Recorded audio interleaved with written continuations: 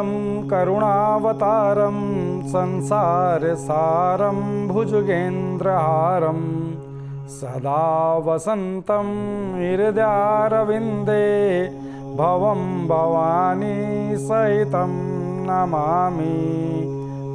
नमस्कार दर्शकों, मैं आचार्य गिरीश गोस्वामी सुख सागर कार्यक्रम में आज फिर आपका स्वागत करता हूं। नित्य की तरह आज भी मैं आपके साथ लाइव हूं और आज हमारा प्रमुख जो कार्यक्रम रहेगा वो रहेगा धर्म पर, कि धर्म क्या है और हम किस तरह से जीवन में धर्म का पालन करते हैं और किस तरह से जीवन में धर्म को अनजाने में अधर्म कर लेते हैं। ठीक है ना, इस विषय पर आज हम चर्चा करेंगे। तो पहला तो मैं आपको ये बताऊं दर्शकों कि नित्य प्रति सैकड़ों लोग हमसे मिलते हैं, आकर के बात करते हैं कि आचार्य जी क्या घर में शिवलिंग रख सकते हैं, क्या घर में शिवलिंग की पूजा कर सकते हैं, शिवलिंग कितना बड़ा हो, नाना तरह के सवाल इस प्रकार के। तो दर्शकों पहले तो आज आप यह समझ लें कि हम घर में शिवलिंग रख सकते हैं। ऐसा नहीं है कि आप घर में शिवलिंग नहीं रख सकते, लेकिन इसके पीछे एक कार्य है कि अगर आप घर में ही अपने किसी मंदिर में ही शिवलिंग रखना चाहते हैं तो वो या तो 9 इंच का हो या आपके अंगूठे के साइज का। इतना बड़ा शिवलिंग आप घर में चलित पूजा इसे बोलते हैं, आप कर सकते हैं। ठीक है, तो एक शिवलिंग घर में रखा हो और नित्य उसकी उपासना आपको करनी चाहिए। कैसे हो ये सब, इससे पहले हम बात करेंगे। एक दर्शक जुड़ गए हमारे साथ। हेलो, नमस्कार गुरुजी। नमस्कार। नमस्कार गुरुजी, मैं सूरज बात कर रहा हूँ मुंबई से। हाँ सूरज जी बोलिए। गुरुजी मैं अपनी बच्ची को लेकर बहुत परेशान हूँ क्योंकि बच्ची का विवाह मैंने किया। विवाह होने के बाद बिल्कुल भी वैवाहिक जीवन जो जिस प्रकार जैसे चलना चाहिए था बच्ची का, वैसा बिल्कुल भी जीवन नहीं चल रहा है गुरुजी। बेटा आप जन्म तिथि बताएं बेटी की। बेटी का पूरा नाम है गुरुजी सीमा। जी सीमा। 14 तारीख 9वां महीना 1997 का जन्म है गुरुजी। 14 सितंबर 1997 जी। हाँ और जी गुरुजी। समय बताएं। 3:39 गुरुजी दोपहर के। 3:39 दोपहर के जी। जन्म स्थान बताएं बेटा। जन्म स्थान मुंबई का है गुरुजी। मुंबई।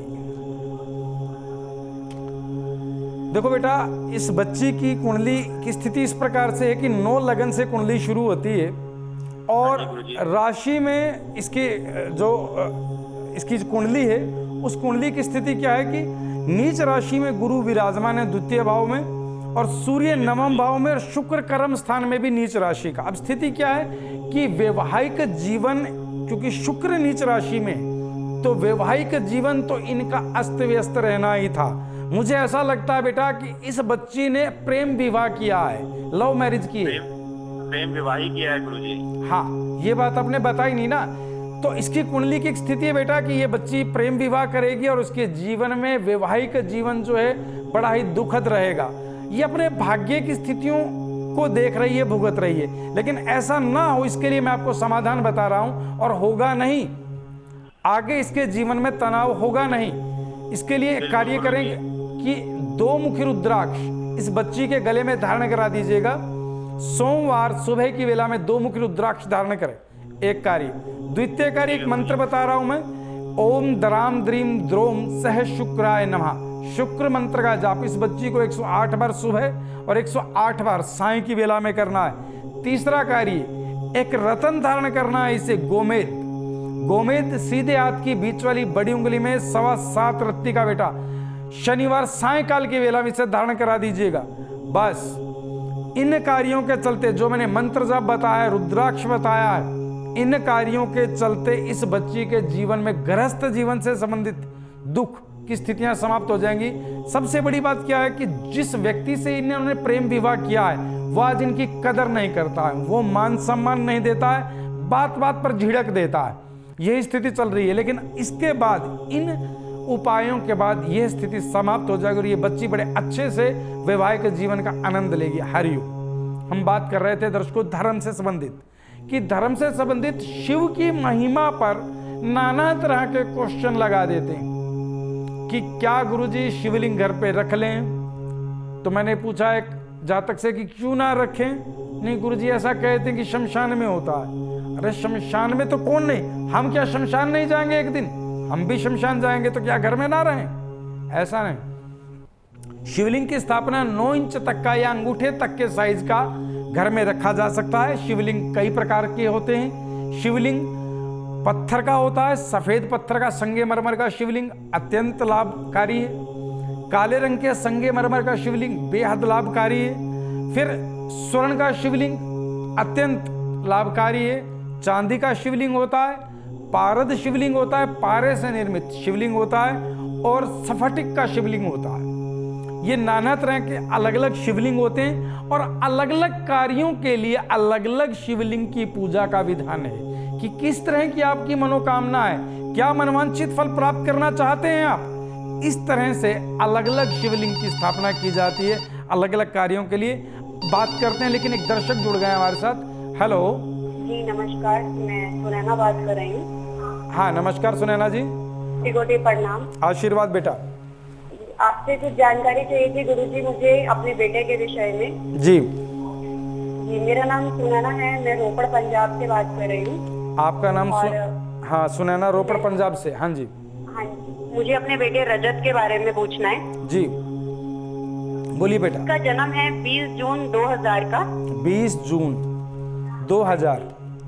हाँ बेटा। और समय है उसका दिन का 1:40। 1:40 दिन का PM। हाँ जी जी सिरसा का जन्म है इसका। सिरसा। हाँ जी हाँ बेटा बताएं क्या पूछना चाहते हैं। जी मुझे इसके बारे में पूछना है।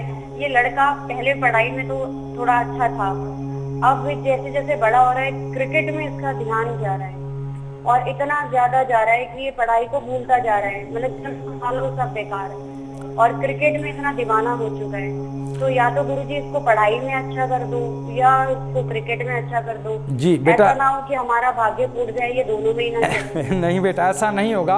अब आप समझें कि जी आपके इस बच्चे की कुंडली की स्थिति क्या है। इस बच्चे की कुंडली की स्थिति यह है कि शनि लगन में विराजमान है कन्या राशि के, और मंगल सूर्य की राशि में, और राहु 12वें घर में। अब स्थिति क्या है कि इस बच्चे में खेलों को लेकर के एक जुनून है, जिसमें इसने एक विषय चुन लिया कि मैं क्रिकेट में ही अपना भविष्य बनाऊं, और वो जुनून जो है इसका ठीक है। बेटा मेरी बात समझ लीजिएगा, अब से पहले भी मैं 3 बच्चों को नेशनल लेवल तक क्रिकेट में खिला चुका हूं उपायों द्वारा।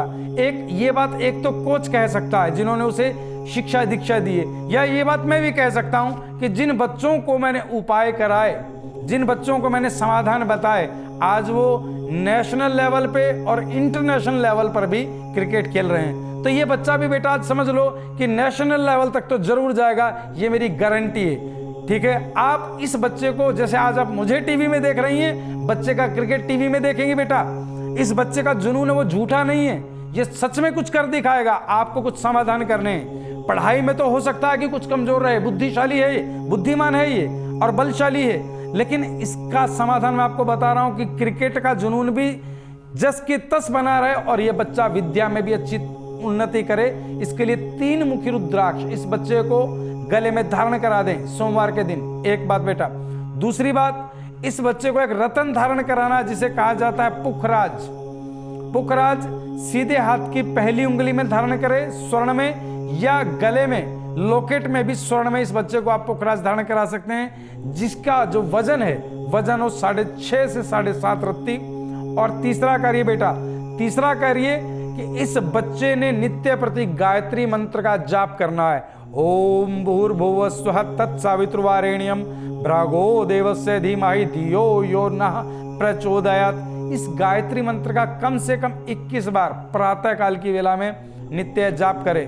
और जो कार्य मैंने बताए बेटा, इन कार्यों को निश्चिंत होकर के कराते रहें, और आप भ्रम में ना आए कि ये विद्या में चलेगा कि नहीं, ये क्रिकेट में चलेगा कि नहीं। बेटा ये तय है कि ये भविष्य का, इस देश का नाम रोशन करने वाला जातक है, भविष्य में रोशन करेगा। आपका नाम तो रोशन होगा ही होगा, देश का भी नाम रोशन करेगा। हरिओम तत्सत। चर्चा कर रहे थे धर्म पर कि लोगों को नाना तरह से संदेह है कि शिवलिंग की पूजा कैसे करें, पारद शिवलिंग हो तो कितना बड़ा हो, पूजा कैसे करें, शिवलिंग पर क्या चढ़ाएं और क्या ना चढ़ाएं। देखो जातो, कुछ चीजें देवादिदेव महादेव जो हैं वैरागी। बैरागी हैं तो एक बात समझ लीजिएगा कि भोलेनाथ हैं कि आप उन पर किसी भी तरह से अपने भाव रख दें, उनकी पूजा किसी प्रकार से भी कर दें, लेकिन कुछ चीजें प्राकृतिक रूप से शास्त्रोक्त वर्णित हैं जो भगवान शिव पर अर्पित नहीं करनी चाहिए या भगवान शिव को उनके नजदीक नहीं रखना चाहिए। मैंने बहुत सारे परिवारों में देखा है कि शिवलिंग को तुलसी के पौधे में रख दिया जाता है। ऐसा न करें, विशेष करके हानिकारक स्थिति है। अब आप समझ लें कि तुलसी क्या है। तुलसी भगवान विष्णु की एक तरह से पत्नी है, ठीक है, और उनकी छत्र छाया में आप शिव को विराजमान कर देंगे, अर्थात पर स्त्री के साथ शिव अशोभनीय हो जाएगा। दर्शकों, पहली स्थिति कि ऐसा न करें, तुलसी और शिवलिंग का कोई मेल नहीं है। इसके आगे चर्चा करते हैं ज्ञान की, लेकिन एक दर्शक जुड़ गए हैं। हेलो जी जी, नमस्कार गुरु जी। नमस्कार। प्रणाम गुरु जी। आशीर्वाद आशीर्वाद। गुरु जी, नरेश बात कर रहा हूँ, मुंबई महाराष्ट्र से। हाँ जी, हाँ बोलिए। जी गुरु जी, पैसा मैं कमाता हूँ, पैसा बरकत नहीं होता, पैसा टिकता नहीं है गुरु जी। जी, बहुत परेशानी है पैसे को लेकर। पैसा आता है, ऐसा नहीं गुरु जी पैसा नहीं आता है, लेकिन जैसे आता वैसे चला जाता है। और अभी बेटी की शादी भी की थी तो उसमें भी खर्चा हो गया गुरु जी। जी बेटा जी। देखो बेटा, आप अपनी जन्मतिथि बताएं। जी गुरु जी, जन्म तिथि तो नहीं है मेरी। जी बेटा, आप अपने पिता का नाम बोले। जी गुरु जी, पिताजी का नाम है सतपाल। सतपाल। बेटा, माता जी का नाम बोले। माता जी का नाम है सुशीला देवी। सुशीला देवी। बेटा, अपना जन्म स्थान बताएं। जन्म स्थान गुरु जी पानीपत का है। पानीपत। बेटा, 3 बार जय महाकाल बोल करके लाइन में बने रहना। जी जी गुरु जी, जय महाकाल जय महाकाल जय महाकाल। जी गुरु।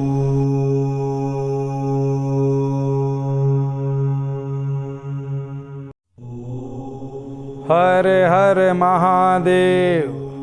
बेटा, एक बात समझ लो, आज जिन स्थितियों को आप भुगत रहे हैं, ये है तो आप ही के इस जन्म के और पुनर्जन्म के कर्मों का फल, ठीक है। अभी आप कह रहे थे कि हाथ तंग रहता है, ठीक है, और ये भी कह रहे हैं कि स्थितियां कुछ अनुकूल नहीं हैं। आपकी आवाज नहीं आ रही बेटा, तेज बोलो।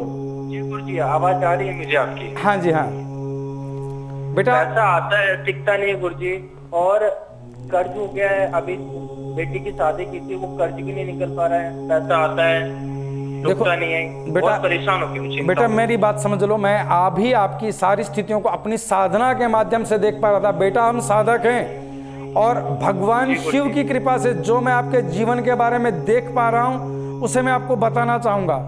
बेटा, अभी कुछ समय पूर्व आपका किसी एक विधवा स्त्री से कुछ अफेयर था।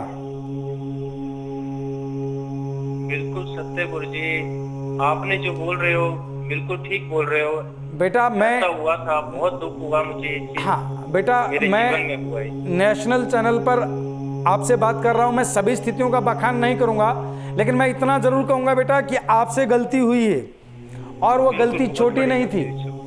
और उस गलती का प्रतिरूप यह है कि यूं मान लीजिएगा कि किसी विधवा की बद्दुआ आपके जीवन पर काम कर रही है, जो मैं साक्षात उसकी काली छाया आपके ऊपर देख पा रहा हूं। बेटा, जो जीवन में आपने गलती की है उसका पश्चाताप, पहले तो मैं ये कहूंगा कि आप हमेशा स्त्रियों के आदर में अपने जीवन को लगाएं, एक बात।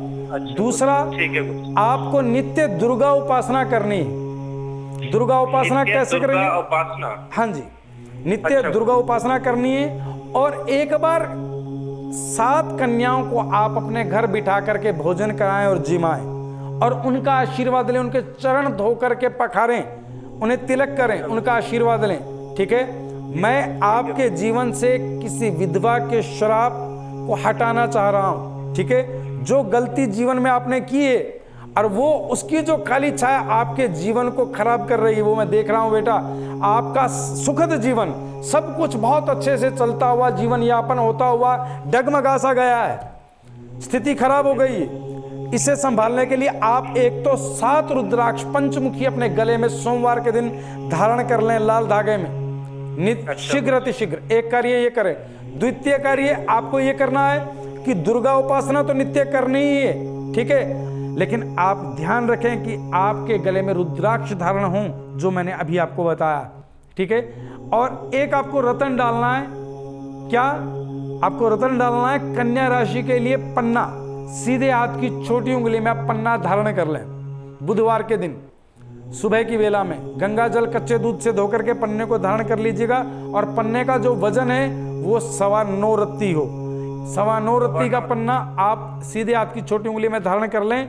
इन कार्यों को आप कर लें बेटा, आपके जीवन से आ रही विपदाएं बाधाएं सब हटती चली जाएंगी और आप आनंदमय जीवन को व्यतीत करेंगे।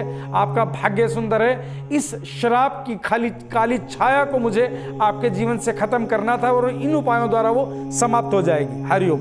हम बात कर रहे थे दर्शकों कि भगवान की पूजा अर्चना में, धर्म के कार्यों में हम क्या करें और क्या ना करें। पहली बात तो ये समझ लीजिएगा, जो आपने भाव भक्ति से जो कर दिया सर्वोत्तम है। अगर आप कर्म अनुसार चलना चाहते हैं, कर्म विधान में आते हैं धर्म की स्थिति में, तो बेटा उसके कुछ नियम हैं। जैसे मैंने अभी अभी बताया कि शिवलिंग को कभी तुलसी के साथ नहीं रखते, ठीक है। तुलसी एक तरह से भगवान विष्णु की पत्नी है, क्योंकि भगवान विष्णु ने उन्हें अपनाया था, अपना नाम दिया था। दरअसल तुलसी जो है वो एक शंखचूड़ थे, राक्षस भगवान के परम भक्त, उनकी पत्नी थी। लेकिन एक लंबी कथा है कि उसके बाद वो भगवान नारायण जी के यहाँ समर्पित हो गई, ठीक है। लेकिन तुलसी को भगवान शिव के साथ कभी ना करें, रखें, शिवलिंग पर अर्पित ना करें और तुलसी के पौधे में शिवलिंग को ना रखें, एक कार्य। द्वितीय कार्य, भगवान भोलेनाथ पर कुमकुम और हल्दी कभी नहीं चढ़ाते हैं। क्यों नहीं चढ़ाते हैं? भगवान भोलेनाथ वैरागी हैं, शमशान में भस्म रमा कर रहते हैं। तो कुमकुम और हल्दी श्रृंगार की वस्तुएं हैं, और श्रृंगार की वस्तुएं भगवान शिव पर अर्पित नहीं की जाती। और क्या अर्पित कर सकते हैं भगवान शिव पर? अभी बात करते हैं। कॉलर जुड़े हमारे साथ। हेलो, नमस्कार पंडित जी। नमस्कार गुरु जी। नमस्कार। आर्यन बात कर रहा हूँ। हाँ आर्यन जी बोलिए। मैं अपने बारे में कुछ जानना चाहता हूँ गुरु जी। हाँ बोलो बेटा। मेरी डेट ऑफ बर्थ जो है 11/11/1981 है। 11/11/1981। समय है 12:35 PM। 12:35 हनुमानगढ़ का जन्म है। हनुमानगढ़ जी। जो भी मैं काम करता हूँ ना, उसमें मेरा नुकसान हो जाता है, कोई भी कार्य मेरा सफल नहीं होता। बेटा एक बात बहुत समझो, परेशान हो गुरु जी। बोलिए। 10 लगन की कुंडली है बेटा आपकी। जी गुरु जी। मकर लगन की कुंडली है, अर्थात 10 अंक से आपकी कुंडली शुरू हो रही है। और केतु लगन में बैठा, जी गुरु जी। शनि भाग्य स्थान पर, अर्थात 9वें भाव में आपकी कुंडली में शनि महाराज विराजमान है भाग्य स्थान पर। और भाग्य स्थान पर विराजमान तो है, साथ में कन्या राशि के हैं। और मंगल ग्रह की महादशा चल रही है और केतु की अंतर्दशा। बेटा अब ये जो समय चल रहा है ना पिछले 1.5 वर्षों से आपके जीवन में, ये बेहद तनावकारी समय है। मतलब आप कुछ भी करते हैं वो अड़चनों भरा हो जाता है। अच्छे निर्णय लेते हैं, हाँ, आप जो निर्णय लेते हैं वो सभी गलत हो जाते हैं। जी जी बिल्कुल ऐसे ही होता है गुरु जी। आप जीवन में पिछले 1.5 वर्षों से पिछड़ते आ रहे हैं, धन की स्थिति से, अर्थात आर्थिक स्थिति से, मानसिक स्थिति से और शारीरिक स्थिति से। कुछ ना कुछ रोग व्यसन की स्थिति भी आपके साथ जुड़ी रहती है, ठीक है। बिल्कुल गुरुजी, बिल्कुल सत्य बोल रहे हो आप। बिल्कुल देखो बेटा, ऐसा है कि जीवन में जो अभी स्थिति है, आपकी कुंडली की भी जो स्थिति है, उसमें क्या है कि मकर लगन की कुंडली, 10 लगन की कुंडली में, और वो भी शनि कन्या राशि के 9वें भाव में। बेटा आप जीवन में उन्नति तो बहुत करेंगे, बेहद उन्नति करेंगे। लोहे से संबंधित कोई भी काम कर लीजिएगा आप जीवन में, पहली बात समझ लें। बिल्कुल गुरुजी, आपका आशीर्वाद है। बिल्कुल गुरुजी, बोलिए। आप लोहे से संबंधित कोई भी काम शुरू कर लें जीवन में, व्यवसाय आपको दिनों दिन उत्तरोत्तर उन्नति में ले जाएगा, एक कार्य। द्वितीय कार्य आपको करना क्या है, आपको केतु मंत्र का सायंकाल की वेला में जाप करना है। ओम केम केतुवे नमः 108 बार। इस मंत्र का जाप आप जो है जाप करना है 108 बार। हाँ बेटा, केतु मंत्र का जाप कर 108 बार। और एक आपको रतन धारण करना है जिसे कहा जाता है नीलम। नीलम 10 रत्ती का सीधे हाथ की बीच वाली बड़ी उंगली में आपको धारण करना है बेटा, 10 रत्ती का नीलम। और सोने में धारण करें तो अच्छी बात है, नहीं तो ऐसा भी कर सकते हैं, अगर आपकी सोने की धारण करने की परिस्थिति न हो तो आप उस नीलम को शुद्ध धातु में चांदी में भी जड़वा करके कांसे का टांका या लोहे का टांका लगवा देंगे तो भी आप उस नीलम को धारण कर सकते हैं। तीसरा कार्य आप उंगली में करना है ना गुरुजी, हाँ जी, बीच वाले उंगली में करना है ना गुरुजी। हाँ, बीच वाली, सीधे हाथ की बीच वाली बड़ी उंगली में धारण करना है। और आपको एक कार्य और करना है बेटा, कि आपको हर शनिवार सायंकाल की वेला में एक मंत्र जाप और करना है। मंत्र क्या है? ओम भराम ब्रीम ब्रोम सह राहुवे नमः। शनि मंत्र तो जाप करना है, ये राहु मंत्र भी आपको जाप करना है सायंकाल की वेला में। इन कार्यों के चलते बेटा आपके जीवन में आने वाले 40 दिनों के बाद सभी बाधाएं समाप्त हो जाएंगी। हर तरह की परेशानी को आपके आगे झुकना पड़ेगा, आप परेशानी के आगे नहीं झुकेंगे। ठीक है, इन कार्यों को निश्चिंत होकर के कीजिएगा।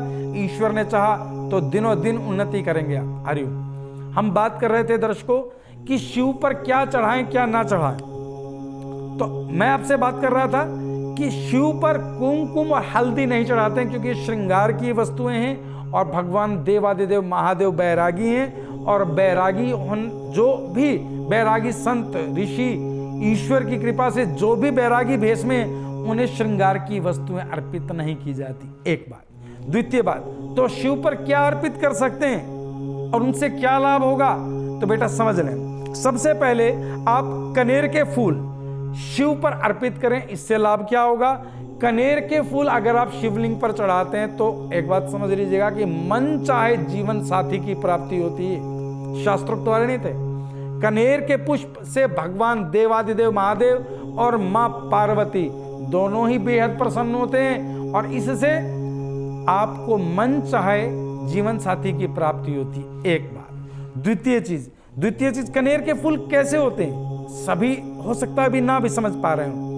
तो पीले रंग के फूल होते हैं कनेर के, बड़े बड़े पौधा होता बड़ा, तकरीबन 5 से 6 फुट का, और पीले रंग के फूल लगते हैं बड़े से। पीछे से वो थोड़े से गोल और बड़े, आगे जाकर के वो चौड़े से हो जाते हैं। कनेर के फूल बोलते हैं उन्हें। आप भगवान शिव पर उन्हें अर्पित कर सकते हैं, एक कार्य। दूसरा, पुष्प शफालिका पुष्प से भगवान महादेव क्या देंगे, अभी बात करते हैं। दर्शक जुड़े हैं। हेलो। हाँ जी, नमस्कार बड़े गुरुजी। नमस्कार। कैसे हैं गुरुजी? बेटा सब बढ़िया, आप बताएं। बस गुरुजी हम तो आपकी कृपा से बहुत अच्छे हैं। हाँ बेटा। आपका एक धन्यवाद देने के लिए ही मैंने आपका प्रोग्राम आ रहा था तो कॉल लगाया। वाह बेटा वाह, बोलो क्या? आपसे हमारी भाभी के लिए कुछ उपाय करवाए थे गुरुजी, उनको संतान प्राप्ति नहीं हो रही थी, 4-5 साल शादी के हो गए थे। अच्छा। तो आपने जैसे जैसे उपाय बताए वो किया, जो आपने दिया भाभी को धारण करने के लिए उन्होंने करवाया, मंत्र जाप आपने बताया, सब किया जी। अब सुख से उनको पुत्री की प्राप्ति हुई है। वाह वाह, बधाई हो। हर हर महादेव, हर हर महादेव। बेटा कितने वर्ष हो गए थे विवाह को? 5 वर्ष हो गए थे आचार्य। वाह, तो अभी कन्या की प्राप्ति हो गई है उनको? जी, कन्या की प्राप्ति हुई है, लक्ष्मी आई है। तो बस यही आज आपका प्रोग्राम देखा तो धन्यवाद करने के लिए कॉल लगाया। चलिए, ईश्वर कृपा करे अगले साल उन्हें पुत्र रत्न की प्राप्ति भी होगी। हरिओम। बहुत अच्छा किया बेटा, फोन किया आपने, अच्छा किया। जी गुरुजी, आपका बहुत बस आगे आशीर्वाद देना कि बच्चा माँ बच्चा सब ठीक रहे, घर में आगे उसका भविष्य बेटा बिल्कुल ठीक रहेंगे और भविष्य भी अच्छा होगा। ठीक है, आप चिंता ना करें। ईश्वर ने बड़ी कृपा की कि लक्ष्मी की प्राप्ति हुई है, आगे पुत्र रत्न की भी शीघ्र प्राप्ति होगी। आप ठीक है, आपका आशीर्वाद रहा तो वो भी रहेगा गुरुजी। जी बेटा जी, हरिओम। धन्यवाद। हर महादेव। दूसरा, हम बात कर रहे थे कि शिवलिंग पर क्या ना चढ़ाएं और क्या चढ़ाएं। इसमें ना चढ़ाने की एक स्थिति कि भगवान शिव पर तिल अर्पित नहीं करते। बहुत सारे लोगों को मैं देखता हूं कि भगवान शिव पर तिल अर्पण करते हैं। अब तिल के बारे में जो वैष्णव स्थितियों में, जो हमारे ग्रंथों में जो कथा है, तिल क्या है, कहां से उत्पत्ति हुई तिल की? तिल भगवान नारायण के शरीर की मैल का अंश है। तिल जो है भगवान नारायण की मैल का अंश है। शास्त्रों में वर्णित इसकी पूरी एक कथा है, पूरा वृत्तांत है। जो भगवान नारायण की मैल से उत्पन्न हुआ, हम जीवों के तो लिए तो कल्याणकारी है। इसकी और भी बहुत सारी पूजाओं में प्रयोग होता है, वैदिक पूजाओं में तिलों का। लेकिन मैं इसकी मनाही जो कर रहा हूं वो सिर्फ शिवलिंग पर चढ़ाने के लिए, कि किसी भी पूजा में शिवलिंग पर तिल नहीं चढ़ाए जाते। और क्या नहीं किया जाता, अभी बताते हैं। दर्शक जुड़े हमारे साथ। हेलो जी नमस्कार गुरुजी। नमस्कार, प्रणाम। आशीर्वाद। जी, हम विजय जी बात कर रहे हैं। हाँ जी, विजय नाम है मेरा गुरुजी। हाँ विजय जी बोलिए बेटा। जी गुरुजी, मेरी जन्म तिथि है 16/10/78। 12:40 का जन्म है दोपहर का। 16/10/1978, 12:40 का जन्म है आपका दोपहर का। जी बेटा। जी, नोएडा का जन्म स्थान है। जी, गुरुजी देखिए मेरा जो है ना व्यापार समय बताएं नहीं बेटा। चल रहा है। समय समय जो 12:40 का है। 12:40, दोपहर 12:40, ठीक है, नोएडा। अब बताएं बेटा। जी गुरुजी देखिए मेरा जो है व्यापार नहीं चल रहा है। व्यापार में बहुत नुकसान होता जा रहा है। कोई भी काम करता हूँ उसमें, किसी भी कार्य में हाथ डालता हूँ, कार्य पूरा नहीं होता, नुकसान होता जा रहा है बहुत। देखो बेटा, 6 लगन की कुंडली आपकी, कन्या लगन से आपकी कुंडली शुरुआत होती है और मंगल शनि 12वें स्थान में, सूर्य बुध गुरु कर्म स्थान में है और शनि की महादशा चल रही है बेटा। ठीक है, अब स्थिति क्या है, जब से शनि की महादशा पीछे 2 वर्षों से आरंभ हुई है, तब से आपके व्यवसाय में लगातार नुकसान की स्थिति शुरू हो गई है। अब आपको लगता है कि मैं जो भी कार्य करता हूं इसमें मुझे नुकसान हो रहा है, मैंने किया लाभ के लिए था, पहले तो इसी में लाभ हुआ था, अब इसी में नुकसान हो रहा है, ऐसा ही बन रहा है ना। जी गुरुजी जी, हाँ ऐसे ही होता है। मैं तो पहले ऐसे ही सोचता था। जी बेटा, देखो एक बात समझो कि शनि की महादशा चल रही है और दूसरी स्थिति क्या है कि मंगल शनि 12वें में और सूर्य बुध गुरु 3 ग्रह आपके कर्म स्थान में। तो आपको करना क्या है, आपको एक मुखी रुद्राक्ष गले में धारण करना है। जी गुरुजी।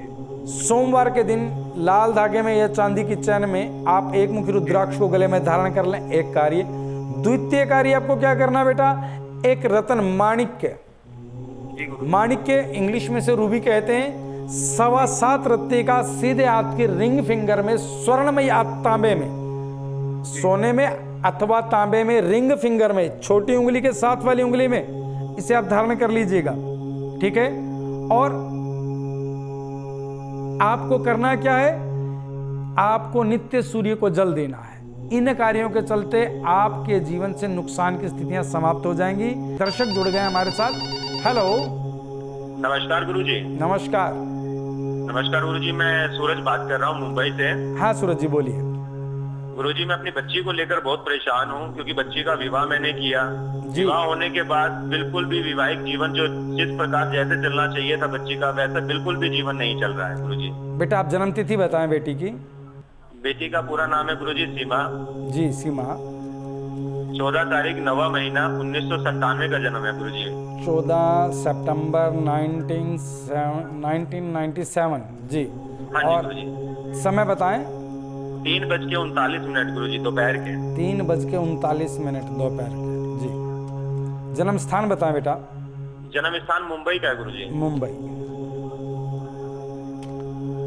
देखो बेटा, इस बच्ची की कुंडली की स्थिति इस प्रकार से है कि 9 लगन से कुंडली शुरू होती है और राशि में इसकी जो इसकी कुंडली है, उस कुंडली की स्थिति क्या है कि नीच राशि में गुरु विराजमान है द्वितीय भाव में, और सूर्य 9वें भाव में, और शुक्र कर्म स्थान में भी नीच राशि का। अब स्थिति क्या है कि वैवाहिक जीवन, क्योंकि शुक्र नीच राशि में, तो वैवाहिक जीवन तो इनका अस्त व्यस्त रहना ही था। आज इस कार्यक्रम में मेरी इतनी ही सेवा आप स्वीकार करें, आगे की चर्चा फिर करेंगे। हरि ओम। अगर आपका किसी कारण से हमारे इस प्रोग्राम में संपर्क नहीं हो पाता है और आप अपनी समस्या को गुप्त भी रखना चाहते हैं, तो आप हमारे संस्थान के ईमेल पर अपनी पूरी जानकारी दे सकते हैं। आप हमें अपनी date of birth, time, place of birth और फोन नंबर मेल कर दें। आपकी जानकारी प्राप्त होने पर संस्थान द्वारा संपर्क किया जाएगा। हमारी ईमेल आईडी है care.saivedic@gmail.com। आचार्य गिरीश गोस्वामी जी से अपॉइंटमेंट हेतु संपर्क करें 8287 645645।